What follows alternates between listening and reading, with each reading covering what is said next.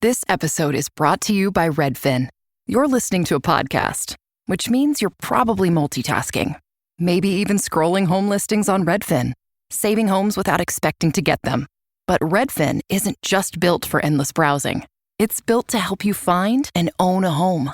With agents who close twice as many deals, when you find the one, you've got a real shot at getting it. Get started at redfin.com. Own the dream.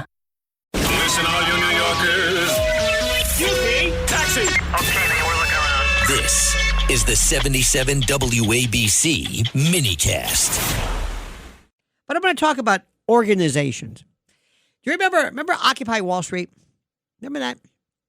Occupy Wall Street was Zuccotti Park. And did you ever see Zuccotti Park? It's not even a park. It's like it's just a little couple of benches in this particular area. And they decided they were going to put on this move to deal with, I guess, Occupy Wall Street. And they were arguing, and I really tried to understand, what are you arguing against? And what are you arguing for, perhaps? And there was an organization called Otpor, an OTPOR, an Otpor, which means resistance in Serbian. This was a youth-led organization. It's a group out of 98 and kind of came out of 1998. And it was a part of groups that people went to when you wanted to have a movement. Canvas was one, the Center for Applied Nonviolent Action. In Maidan, when they had the coup that overthrew Ukraine, that Victoria Nuland-based group was similar to this. So what I'm saying was, if you want to have something, if you want to say, listen, I am a billionaire, okay, or a millionaire, or I represent a bunch of people, and I want to put on a group of folks, and I'm going to put on a series of I guess, versions of what we saw with No Kings. Where would you go? Do you think this is organic? Absolutely not.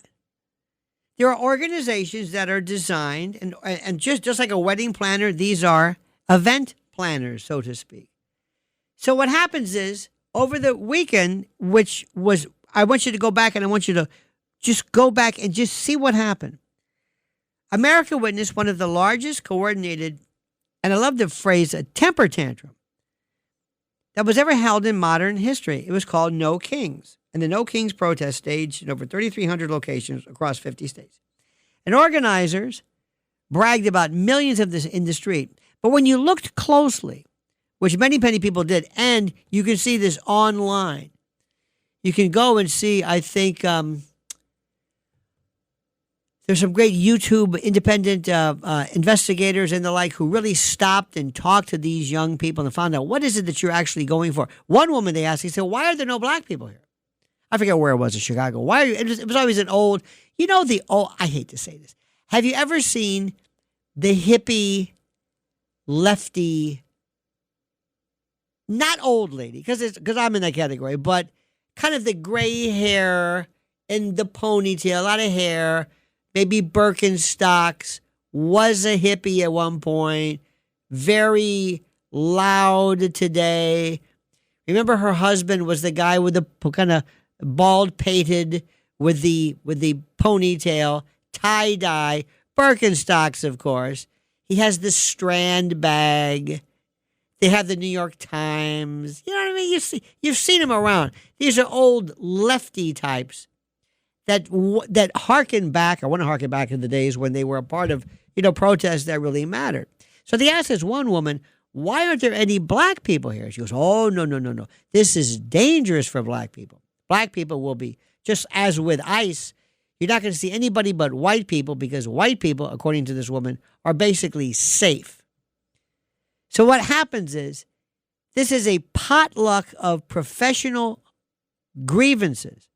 These are funded and directed by the same Democratic aligned machine that spent years calling half the century, threats to democracy. And what it did was, this wasn't a focused protest, but a single demand. It was called intersectional chaos. So every leftist complaint was tossed into the stew.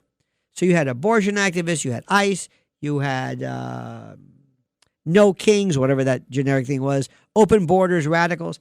And then climate hysterics stood shoulder to shoulder with communist revolutionaries chanting for the total overthrow of the system. Did you see this? Did any of you see communists? At least that's what their banners are. You know, they're always saying, Mamdani is a communist. Okay. These were communists. At least there was no doubt. They wanted you to understand specifically what it was. And they were having the time of their life. And scattered throughout were the usual aging, mostly white, college-educated liberals holding signs and mumbling vague platitudes or something when confronted by cameras. And when you watch the street interviews, the hilarity writes itself. Here was one. What brings you out today? No King's Day. Why specifically? Protest is important. This is an actual quote. What policy do you oppose? Long pause. How much time do you have? These are not serious citizens engaging in serious civic action. These are emotional support animals for the Democratic Party. It's incredible. And these are performing outrage on command. Organized, choreographed, Democratic rallies all over the country in the millions collectively. One activist captured the paternalistic business perfectly. This is what I was saying. This is a quote. It's not safe for black people to protest. They're at risk of arrest.